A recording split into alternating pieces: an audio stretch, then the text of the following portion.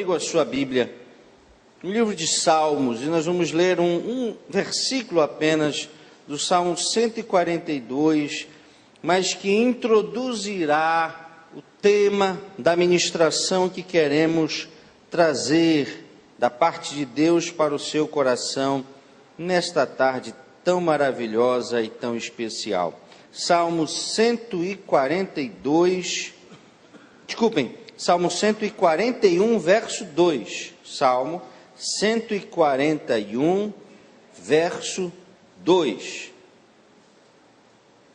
Todos nós queremos ser ouvidos por Deus. Há um clamor do ser humano para que Deus nos ouça, isso é, desde sempre. Muitos vêm à igreja exatamente para isso, não é? Entendendo que aqui é um lugar propício para que Deus nos ouça, e sem dúvida nenhuma porque a Bíblia diz: onde há 2 ou 3 reunidos em nome de Jesus, ali Ele está. E Jesus é Deus, portanto nós estamos falando com Deus. Há o Espírito Santo, que também é Deus, o Pai é Deus, a igreja o templo é um lugar propício para isso, mas é óbvio que Deus nos ouve também em outros lugares, em outras circunstâncias. Aqui, Salmo 141, vamos ler o 1 e o 2 para compreendermos melhor o que o salmista Davi coloca no contexto desse belo salmo. Clamo a ti, Senhor, vem depressa, escuta a minha voz quando clamo a ti. Verso 2, seja a minha oração como incenso diante de ti. Mais uma vez, verso 2, parte A, seja a minha oração como um incenso diante de ti. Feche os seus olhos mais uma vez. Pai, muito obrigado. Nós te entregamos todo louvor, toda honra, toda glória, que até aqui, Senhor, foi apresentada diante de ti pelos teus filhos e filhas, através do louvor, das canções, dos instrumentos, dos aplausos, através, Senhor, da poesia, através dos ofertórios, tudo foi para reconhecermos o teu poder, a tua bondade, o teu amor, o teu cuidado para conosco, para expressar a nossa gratidão, o nosso amor por ti. Muito obrigado, meu Pai. Recebe de coração tudo aquilo que colocamos diante do Senhor, porque também é fruto de sementes que tu mesmo tens nos dado. Mas nesse momento, quando separamos para ouvir a tua palavra, o que pedimos fala conosco, Deus. Queremos ouvir a tua voz, precisamos ouvir a tua voz, dá-nos respostas, dá-nos direção, dá-nos estratégias, ajusta a nossa vida, apruma, Senhor, o nosso relacionamento contigo, é o que nós pedimos, meu Pai, e em fé, já te agradecemos em nome de Jesus, amém e amém.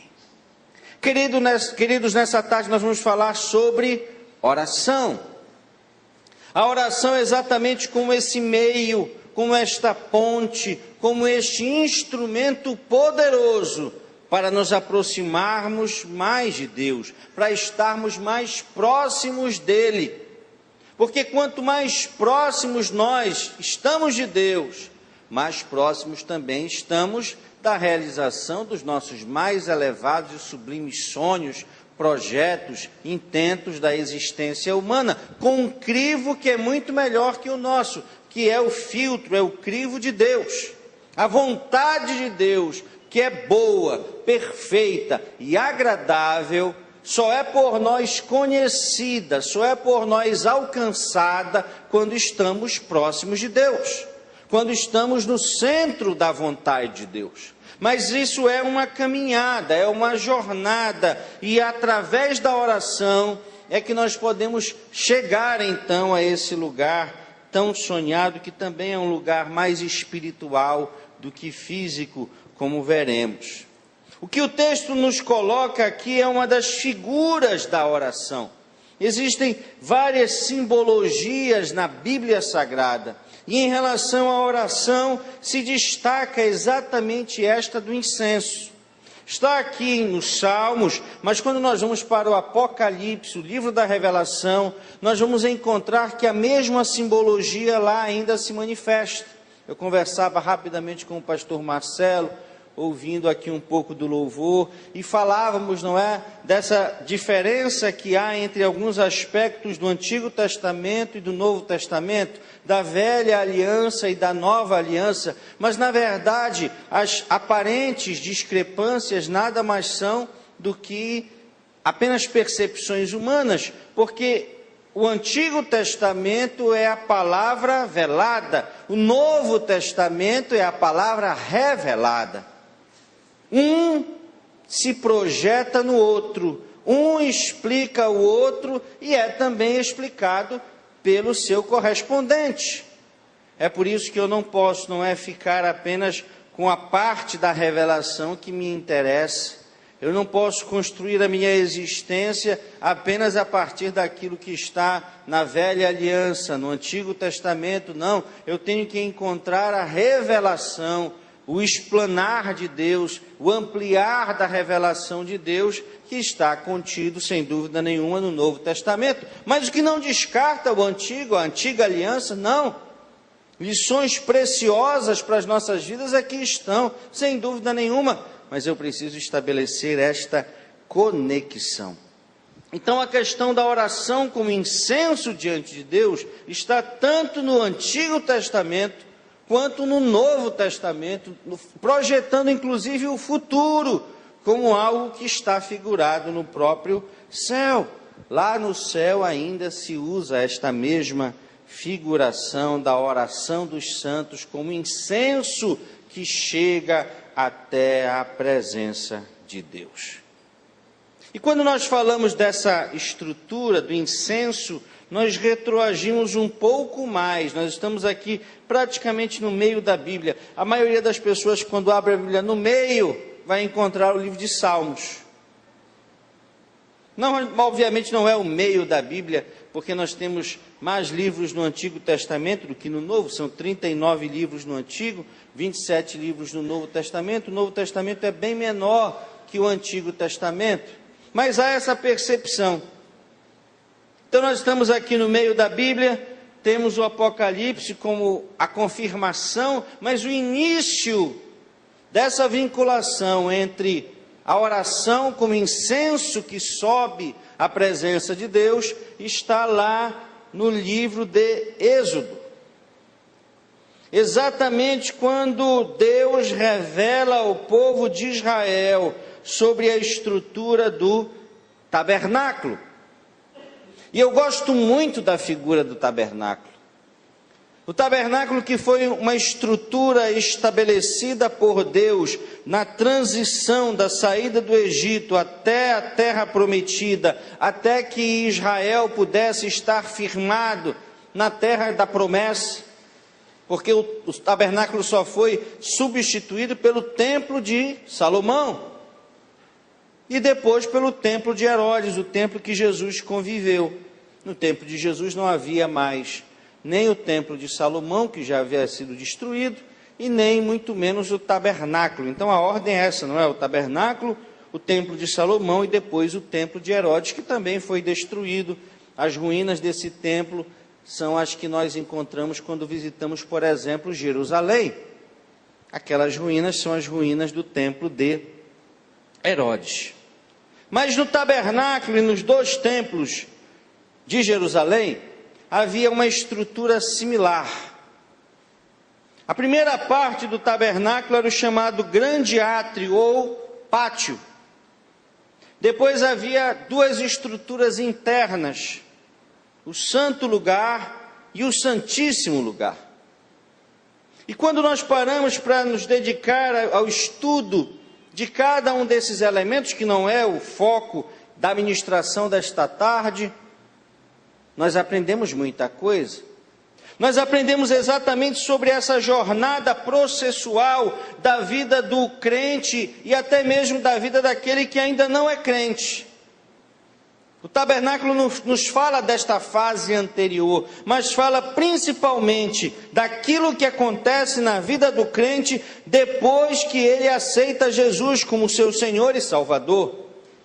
De como ele se posiciona, de como ele deve se posicionar, de como Deus espera que ele se posicione. Onde Deus quer que ele esteja? Qual a postura que o Senhor espera que ele e ela assumam? E aí o tabernáculo, o templo, nos falam sobre isso. O pátio é um lugar sem cobertura. É a parte externa do tabernáculo ou do templo.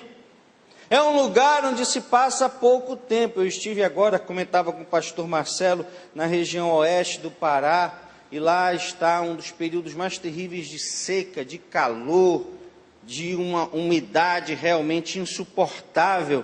Você liga o ar-condicionado, mas nem assim você consegue debelar o calor. E às vezes nós nos sentimos assim também, da mesma forma aqui em Belém. Eu brincava, pastor Marcelo, que durante muitos anos ia para a universidade, ia para a escola de ônibus, não é? E não tendo coberturas, a gente ficava na sombra do poste, não é?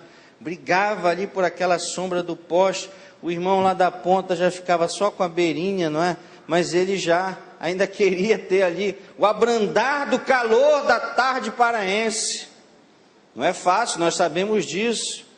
Meio-dia, 2 da tarde, não é? 3 da tarde, é um período quase que insuportável, porque não tem cobertura. Quando a gente pode, vai para a cobertura, aí 4 horas começa aquela, já está agora com horário alternado, não é? Mas vem aquela chuva, e aí ninguém pode ficar também descoberto. Nós encontramos algum lugar para nos protegermos, ou do sol, ou da chuva. Mas o átrio era um lugar sem cobertura. Sabe por que era sem cobertura, querido, querida? Porque era para passar pouco tempo. É verdade que é um lugar amplo, é um lugar onde a gente mais ou menos se perde, é uma zona de conforto, é um lugar onde nós não somos notados, mas é um lugar para passar pouco tempo, é um lugar de transição. E a primeira parte desse átrio é exatamente a porta, e nós sabemos que a porta é Jesus, amém, queridos? É o início de tudo, o início da vida de um cristão, o início da vida de um crente, de um evangélico, é exatamente entrar pela porta que é Jesus. Eu já estou agora no átrio, eu já estou ali num lugar abençoado, mas eu não posso parar naquele lugar. Eu tenho que ir além. Naquela região do átrio, naquela parte do átrio do tabernáculo também havia um altar de sacrifício. E aí nós pensamos na necessidade, logo após a nossa conversão, de matarmos o nosso eu. O sacrifício não é mais de animais, não é mais do cordeiro, não é mais da pombinha, não é mais dos animais que estavam ali no contexto do povo de Israel, um contexto agrícola, um contexto rural. Não. Hoje o sacrifício é espiritual, é o sacrifício da nossa vontade, é o sacrifício do nosso eu. Esse sacrifício é diário e precisa ser realizado por todos nós. Ali também na área do átrio havia uma pia, e a pia fala de purificação, a pia fala de limpeza, a pia fala de batismo. Mas muitas pessoas acham que ao se batizarem, cumprem, fecham o ciclo na sua vida cristã. Ah, pastor, eu já aceitei Jesus, eu já mudei algumas coisas na minha vida, eu já me batizei, então eu cumpri o ciclo. Não, querido. Há religiões e há denominações que colocam o batismo como um sacramento. Não é o caso do movimento protestante, do movimento evangélico, não. Para nós o batismo é muito importante, é uma ordenança de Jesus, mas batismo não salva ninguém. Nós não podemos, não é, empurrar as pessoas, obrigar as pessoas a se batizarem. Às vezes até pais de boa vontade fazem isso com os seus filhos, não é? ainda crianças, até no final da infância, ainda no início da adolescência, sem consciência. Não, você tem que se batizar. É essa mentalidade que nós temos de que o batismo salva, mas o batismo não salva ninguém. É importante, claro, é o cumprimento de uma ordem de Jesus, deve ser feito, mas deve ser feito com consciência. É a confirmação de que aquela minha conversão, que eu aceitei, que eu aderi quando adentrei pela porta, que aquela decisão é verdadeira, é legítima, é para sempre, é perene, é ad eterno. Esse é o propósito do batismo. O pátio, portanto, queridos, cumpre uma fase nas nossas vidas, mas é preciso avançar. Diga para a pessoa que está ao seu lado, é preciso avançar, irmão. É preciso avançar, irmã. É preciso seguir adiante, é muito pouco ficar no pátio. No pátio não tem proteção, nós já dissemos. No pátio nós estamos sujeitos às intempéries do tempo, da vida, dos ataques do inimigo contra as nossas vidas, famílias, sonhos. Deus quer que possamos ir além. Eu não posso parar e muito menos posso retroagir. A Bíblia diz que nós não somos daqueles que retrocedem, amém, queridos? Não somos. É preciso avançar, é preciso seguir além. E o tabernáculo nos mostra qual é a segunda fase que está à nossa disposição. Eu não sei se você está no pátio. Talvez nós tenhamos até pessoas aqui que nem entraram ainda pela porta. Mas talvez você esteja no pátio e aí você já está acomodado, está confortável ali, é muita gente, ninguém lhe percebe, ninguém lhe dá atenção, e é assim mesmo que você gosta, não é? Vai levando a sua vida, vem à igreja aos domingos, às terças, vai ainda numa célula, participa de um discipulado, recebe muito, gosta do clima, louva, dança, aplaude, ora, oferta, isso é importante? É. Mas não é o suficiente, não é só isso que Deus tem para a tua vida, é preciso ir além. E há um santo lugar. O santo lugar já é um lugar coberto, é um lugar interior, é um lugar protegido, e uma das características que mais chama a atenção, não na perspectiva humana, mas na perspectiva da simbologia e do que isso pode vir a significar nas nossas vidas, é que tudo que há no santo lugar está coberto pelo ouro. E ouro fala de santidade, ouro fala de pureza, ouro nos remete à realeza. Eu escrevi aqui algo para afastar qualquer perspectiva humana e da busca das riquezas ou de uma projeção que possa ser apenas de afastamento e de distanciamento da realização ou da realidade de todos nós em relação ao santo lugar. O santo lugar não é um lugar para qualquer um, mas é um lugar que está disponível para todos. Não é um lugar para qualquer um, porque é preciso passar pelo fogo que purifica. Quem conhece ouro, e nós tivemos recentemente, não é, aqui no Brasil, a descoberta de uma nova serra pelada, não é, de pessoas indo aí para a garimpagem do ouro. Mas quem conhece um pouco de como se produz o ouro, a pepita do ouro, a pepita que vale aí mais de R$100 o grama, não é? Um valor assustador que hoje alcança o grama do ouro. Sabe que a pepita, quando é achada, a pedra, quando é achada, precisa passar por um processo de purificação. Ela está cheia de outros produtos, de outros minérios, está cheia de impurezas que precisam ser afastadas para se saber quanto se tem realmente ali de ouro que valha os R$140 o grama. Já se chega a esse valor assustador, o grama do ouro aqui no nosso país. Mas é preciso passar pelo fogo.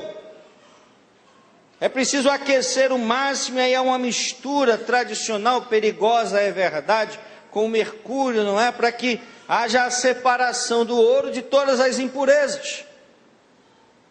Exatamente para que ele possa então revelar o seu verdadeiro valor. Por isso é que o santo lugar não é um lugar para qualquer um, mas está disponível a todos. Bonito, feio, rico, pobre, não é? Branco, negro, pardo, não importa. Intelectual ou analfabeto, seja funcional, seja de letramento, não importa. Qualquer um pode adentrar ao santo lugar, mas é preciso pagar um preço. Todos nós podemos, mas é preciso ter qualidades.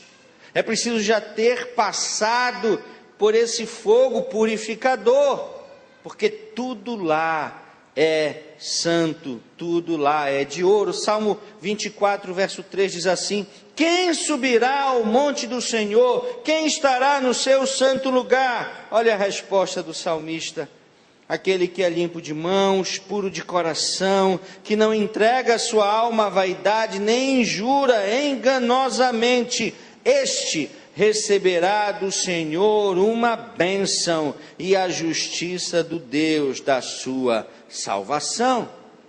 É preciso, portanto, buscar mãos limpas e coração puro, para que eu possa intentar subir ao monte do Senhor. E o monte do Senhor era onde se colocava o tabernáculo lá em Jerusalém, antes da construção do templo de Jerusalém.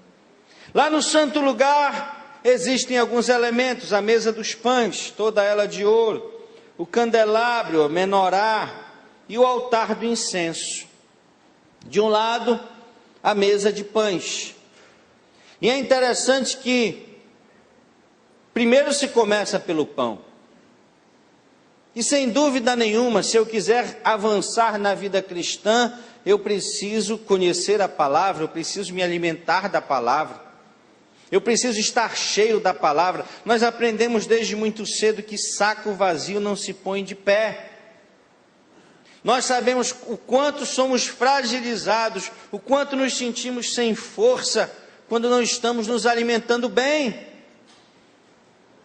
Quantitativamente e qualitativamente também. Porque Deus não nos quer obesos espirituais, é óbvio que não. A Bíblia chega a falar sobre isso, não é? De ovelhas que comem, mas comem muito e comem mal. E elas ficam obesas, e a ovelha obesa não serve. O ser humano obeso, ele não expressa saúde. Essa era uma mentalidade do século passado, não é? Que hoje já está completamente superada. Eu e você precisamos cuidar dos nossos corpos, da nossa alimentação. Precisamos nos alimentar adequadamente, precisamos nos alimentar constantemente, mas precisamos nos alimentar bem. Porque até o alimento espiritual hoje é abundante. Você não precisa mais nem vir à igreja, você não precisa se vincular a uma congregação, não. É a TV, é o rádio, é a internet, são os DVDs, são os smartphones. Muito alimento, mas é preciso tomar cuidado. Há alimento ruim, há alimento nefasto para a nossa saúde espiritual, sendo distribuído gratuitamente por aí. Nós precisamos muito, não é, de um discernimento em relação ao que devemos e não devemos comer, ao que podemos e o que não podemos comer. Mas o pior de tudo é não comer nada, porque esse que não se alimenta de nada, obviamente, morre. É preciso estarmos atentos a isso, e nos alimentarmos constantemente da palavra de Deus. Um crente que não se alimenta da palavra de Deus, ele é um crente raquítico espiritualmente.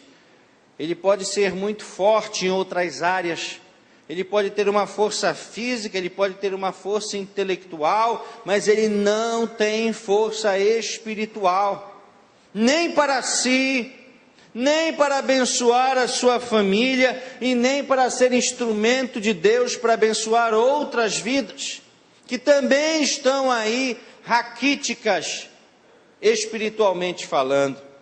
Por isso, tudo começa com o pão, com o alimento que é a palavra de Deus. Mas eu não posso querer ser apenas um grande conhecedor da palavra de Deus, isso não é suficiente. Não é suficiente para que eu possa avançar na vida cristã.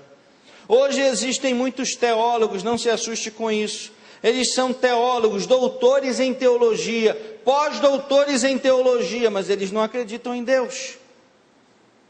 Eles estudam a Bíblia como se estuda um livro qualquer. E assim como existem especialistas em determinada área do conhecimento filosófico, sociológico, antropológico, esses homens e mulheres decidiram estudar a Bíblia, decidiram estudar teologia. Então, conhecer muito da Bíblia, da teologia, não é suficiente. É por isso que o tabernáculo nos fala de equilíbrio. Do outro lado da mesa dos pães, existe um candelabro. E o candelabro, todos nós sabemos, na Bíblia Sagrada, ilumina. O candelabro representa a atuação do Espírito Santo nas nossas vidas. Isso também nós vamos encontrar mais adiante, lá no Apocalipse, não é? Essa ação poderosa do candelabro, trazendo revelação, trazendo consolo, trazendo ensino. A Bíblia chega a dizer que lâmpada para os nossos pés é a palavra e luz para os nossos caminhos. Mas nós sabemos que a Bíblia não é obra de homens. A Bíblia foi inspirada a ser escrita pelo Espírito Santo. Ele é o verdadeiro autor da Bíblia Sagrada. E eu preciso conhecê-lo, eu preciso ter intimidade com ele. Talvez esse seja um dos maiores desafios para o crente, para o cristão do nosso tempo. Nós sempre estabelecemos e projetamos um relacionamento com o Pai, porque todos nós queremos ter um Pai cuidadoso, amoroso, presente. Isso é uma necessidade nossa.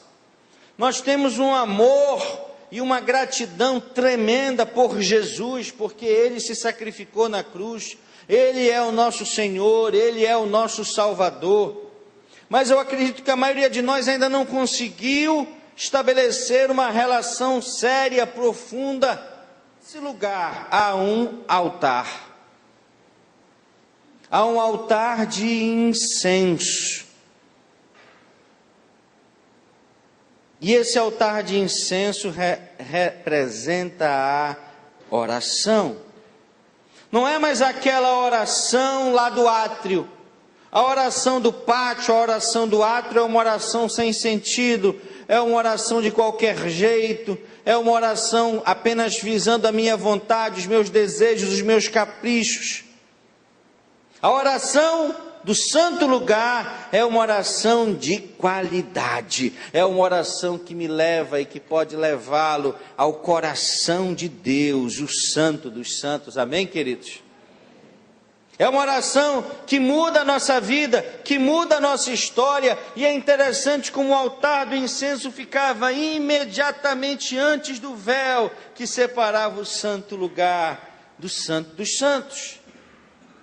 E é sobre este altar, na verdade, nesses minutos que me restam, que eu pretendo falar a partir de agora. Eu não vou falar do Santíssimo Lugar, mas eu pretendo falar desse altar. E para isso nós vamos lá para Êxodo, no capítulo 30. Êxodo capítulo 30, é o segundo livro da Bíblia. Abra comigo, por favor. Diz assim a palavra, Deus falando a Moisés: faça um altar de madeira de acácia para queimar incenso. Será quadrado, com 45 centímetros de cada lado, 90 centímetros de altura.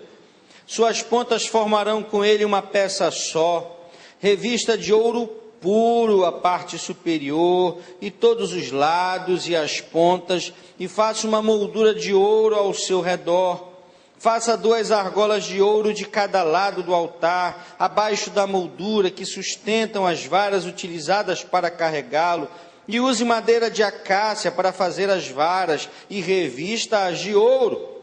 Coloque o altar, olha o detalhe do verso 6, em frente do véu que se encontra diante da arca de Deus, diante da tampa que está sobre ele, onde me encontrarei com você.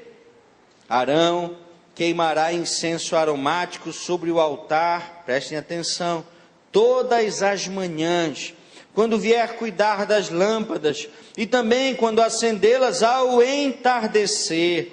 Será queimado incenso continuamente perante o Senhor pelas suas gerações. Não ofereçam nesse altar nenhum outro tipo de incenso, nem holocausto, nem oferta de cereal, nem derramem sobre ele ofertas de bebidas. Uma vez por ano, Arão fará propiciação sobre as pontas do altar. Essa propiciação anual será realizada com o sangue da oferta da propiciação pelo pecado, geração após geração. Esse altar é santíssimo ao Senhor. Queridos, queridas, amados, amadas, como nós dissemos no início, algumas das questões que aqui estão postas têm que ser por nós trazidas à realidade no seu caráter, na sua perspectiva espiritual. Eu não tenho por que construir, replicar, reproduzir este mesmo altar para que haja um encontro com Deus. Não é mais necessário isso. Pelo contrário, há muitas igrejas, há algumas denominações que têm buscado, não é? Voltar a essa mesma estrutura física, humana, natural, querendo com isso revigorar, revisitar experiências que nem são nossas. Não são de Deus para nós, isso foi deixado muito claro por Jesus, pelos apóstolos, pelos pais da igreja. Não há necessidade nenhuma disso, mas as lições que aqui estão colocadas servem profundamente para a minha vida e para a sua vida. A primeira lição que nós aprendemos aqui é que a oração representada aqui no altar e no incenso precisa ter nas nossas vidas uma disciplina. Imaginem aqui se Deus não falasse que era necessário durante 2 momentos do dia queimar o incenso. Talvez houvesse um relaxamento em algum momento, em algum instante. O sacerdote, o sumo sacerdote, esqueceria, não cumpriria esse propósito. E às vezes nós não queremos tornar a nossa vida espiritual muito mecânica e agimos certo nisso. Mas por outro lado, em outras situações é preciso estabelecermos sim uma disciplina espiritual. Estabelecermos um horário, estabelecermos ali um cronograma, estabelecermos uma agenda para que as coisas de Deus possam ser a Ele entregues. E Deus então coloca aqui um mínimo, não é? Na manhã e na tarde, olha, queima esse incenso. Na manhã e na tarde, para a minha vida, para a sua vida, separa um tempo para falar comigo. Separa um tempo para oração. No mínimo 2 vezes no dia. Daniel, nós sabemos, e além, Daniel foi punido na Babilônia porque orava a Deus 3 vezes por dia. Talvez você possa fazer isso mais vezes, mas aqui nós estamos falando, como já dissemos, de uma oração de qualidade. Pelo menos 2 vezes por dia, pela manhã e à tarde. É um desafio para a minha vida e para a sua vida. Por outro lado, o mesmo texto diz que o incenso é contínuo, ele não pode apagar.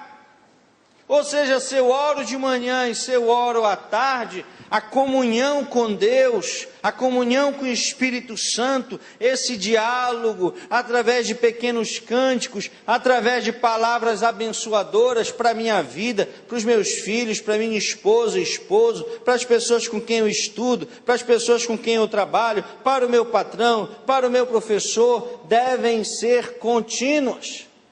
Agradecendo a Deus por tudo, não é? Eu posso estar no carro dirigindo, ou eu posso estar na bicicleta, eu posso estar no ônibus, eu posso estar a pé. Eu vou orando a Deus, eu vou aquecendo esse incenso e liberando isso para a presença de Deus. O incenso é contínuo, ele não pode ser apagado, amém, queridos? Mas o texto nos alerta também, como a Bíblia é sábia, como a Bíblia é um instrumento para a nossa vida, para sermos vitoriosos. A Bíblia diz assim, olha, não ofereçam neste altar nenhum outro tipo de incenso.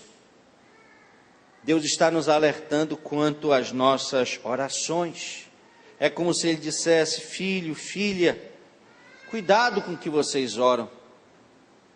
Há um texto na Bíblia, na carta de Paulo aos Coríntios, em que ele fala a respeito das razões, das motivações pelas quais o povo de Israel pereceu no deserto.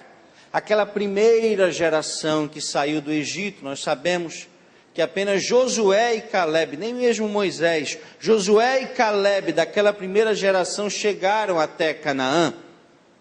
Todos os outros pereceram no deserto. E o apóstolo Paulo, então, na revelação do Espírito Santo, vai destacando o que eles fizeram para perecer, para não terem condições, não terem mais o direito de chegarem até Canaã. E ele destaca, então, o fato de algumas pessoas tentarem a Deus. A Bíblia diz que eu e você podemos fazer prova de Deus. Não há erro nisso. Não há pecado nisso, fazer prova de mim, diz o Senhor. Normal? É para Deus revelar o seu poder, é para Deus mostrar quem Ele realmente é. Mas é muito diferente tentar o Senhor, e tentar ao Senhor é projetar para Ele algo que obviamente, claramente, explicitamente Ele não fará, porque não quer fazer, porque não pode fazer, na medida em que esse nosso pedido, esse nosso desejo contraria a palavra dEle. Mas algumas pessoas ainda brincam com esse tipo de coisa. E o risco espiritual é muito grande.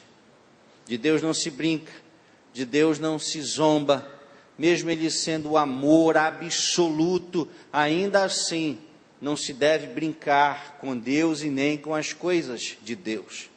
Mas tem muita gente que na oração, ora, pede, clama por algo que já sabe que Deus nunca fará, porque está muito distante da vontade de Deus para qualquer filho seu, para qualquer cristão.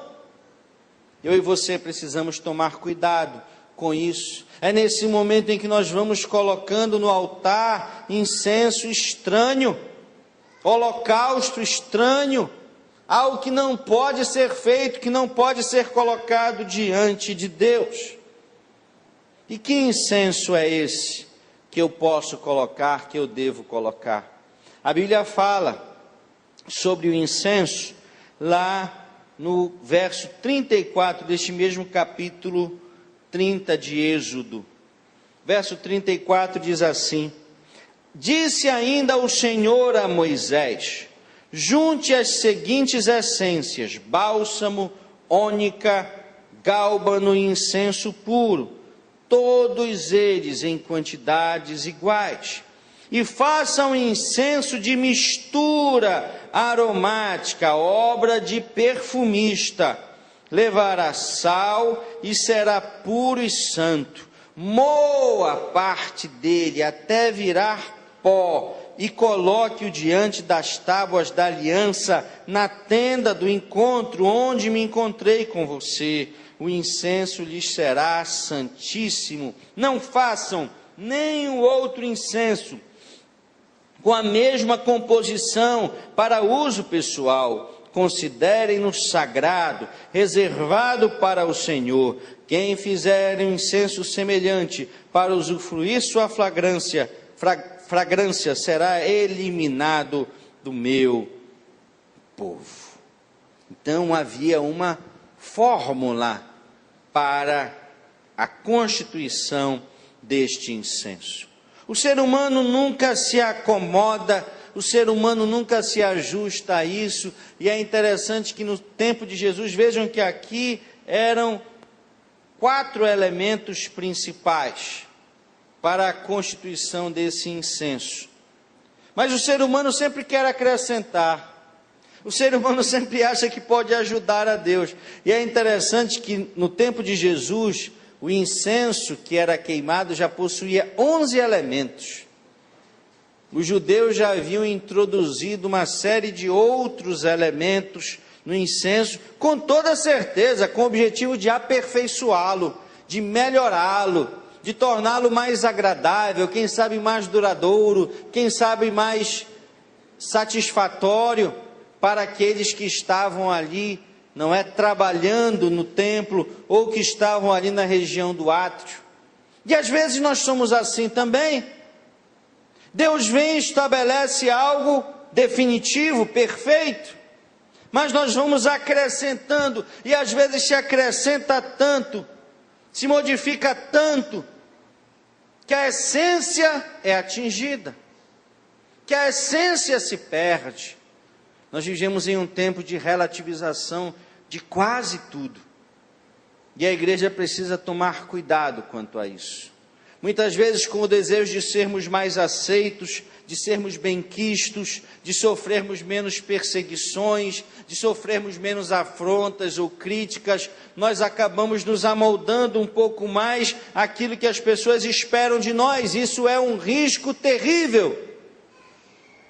Porque assim como Deus não recebia mais aquele incenso que havia sido adulterado, modificado, alterado, talvez as nossas orações, a nossa vida, não estejam mais agradando ao nosso Senhor, ao nosso Salvador. Talvez continue sendo incenso, mas não é mais o incenso que Deus recebe. Talvez nós ainda sejamos evangélicos, crentes, apenas por uma estrutura, apenas por uma declaração, apenas por uma manifestação, inclusive externa nossa, mas Deus não nos tem, Deus não nos reconhece como seus filhos. E a Bíblia fala a respeito disso. O próprio Jesus falou que no dia lá do julgamento final haverá muitas surpresas e as pessoas dirão: Senhor, em teu nome eu fiz isso, eu fiz aquilo, eu profetizei, eu preguei, eu visitei. E Jesus dirá: eu não vos conheço. Vocês fizeram tudo isso, mas não fizeram para mim. Não fizeram em meu nome, fizeram em nome próprio, em nome de outra pessoa, de outro senhor, de outro guia, de outro líder, mas não no meu nome. E nós precisamos tomar cuidado quanto a isso. O perfumista da nossa vida é Jesus. Mas quando Jesus foi ao céu, Ele nos mandou o Espírito Santo. E lá em Romanos capítulo 8, 26, nós temos uma coisa maravilhosa, querido, querida. Talvez você diga: pastor, eu sou muito tímido, eu nem gosto de orar, eu estou sempre pedindo a oração de um outro irmão, porque eu não sei orar. E aqui em Romanos 8, 26, Deus nos traz um bálsamo maravilhoso, motivo de alegria para o nosso coração. Porque a Bíblia nos revela que, da mesma forma, o Espírito Santo nos ajuda em nossa fraqueza, pois não sabemos como orar, mas o Espírito intercede por nós com gemidos inexprimíveis. Amém, queridos? Eu lembrava hoje de manhã, pastor Marcelo, pastor Flávio, de uma pessoa que é do meu núcleo familiar, muito interessante, e ela nos contava que um dia desse estava orando, e orava, oh Deus Pai, Salvador de tudo, maravilhoso Deus, mas ela tinha assistido um filme poucos minutos atrás, e aí foi orar ali, a oração do final da noite, e ela orava, e ela dizia assim, ó Senhor dos Anéis, me abençoa, não sei. E é verdade. A Renata depois pode dizer quem é, mas é verdade. Orou para o Senhor dos Anéis. Mas vejam que lá no céu o Espírito Santo ouviu isso e transformou, não é, o Senhor dos Anéis no Senhor de toda a terra, no Senhor de toda a glória, de todo o poder. É assim. Às vezes eu e você não sabemos como orar, oramos bobagem, besteira, mas o Espírito está lá, intercedendo por nós, Ele é esse perfumista. Que coisa maravilhosa. E por fim, nós percebemos aqui, na designação do incenso, que é preciso moer os elementos. Algumas versões falam em pisar os elementos, não é? Portanto, dá trabalho. É por isso que a oração muito rápida, nós costumamos brincar às vezes, não é? Olha, essa aí não passou do teto, não deu nem tempo, não é? Ainda estava subindo o incenso e já acabou, era fogo rápido, não é? Não tinha nada, não deu tempo, nem chegou lá, quanto mais a resposta chegará a nós. A oração que alcança o céu, que é recebida por Deus como incenso, dá trabalho, tem que moer esses elementos todos que estão aqui descritos. A oração se revela hoje esses elementos que compõem o incenso em pelo menos 4 ações da nossa parte. Primeiro, a oração, que é incenso que chega às narinas de Deus e que tem a resposta de Deus, precisa do ingrediente fé. Porque sem fé é impossível agradar a Deus. É por isso que a oração não pode ser automática. Eu não posso orar a oração do irmão. Eu não posso ficar repetindo orações. Não adianta ter um livro de orações. A oração precisa ser com fé, a oração precisa ser a partir da minha realidade, a partir da minha intimidade com o Senhor. A fé é elemento, é ingrediente poderoso para que as nossas orações cheguem à presença de Deus. A segunda coisa que a oração de hoje precisa ter é gratidão. Jesus nos ensinou isso lá no Pai Nosso, não é? Ele primeiro adora o Pai antes de começar a pedir pelo pão, a pedir pela bênção, a pedir pela vida. Primeiro, ele louva ao Pai. Mas eu queria depois que você pudesse aprender com um grande sábio do Antigo Testamento, chamado Salomão. Salomão era rico, era poderoso, era bonito, tinha muito poder, tinha reconhecimento do seu povo e dos povos de toda a terra. E Salomão recebeu a missão de Davi de construir o templo, que substituiu exatamente o tabernáculo, o grande templo de Salomão. E ao final da construção daquele templo, talvez se Salomão fosse um político dos nossos dias, ele construísse ali, não é, um espaço, um alpendre, um parlatório, para onde iria reunir o povo e receber deste povo os aplausos. Afinal a obra era humanamente dele. Ele inclusive havia investido boa parte da sua fortuna e do dinheiro, do recurso do seu pai, Davi, na construção daquele templo. Então ele tinha muitos méritos. Mas se você depois tiver tempo e interesse, leia o que está em 2 Crônicas 6 e depois 2 Crônicas 7. E você vai encontrar Salomão, o grande Salomão, o construtor do templo de Jerusalém, o sonho de Davi, um templo majestoso.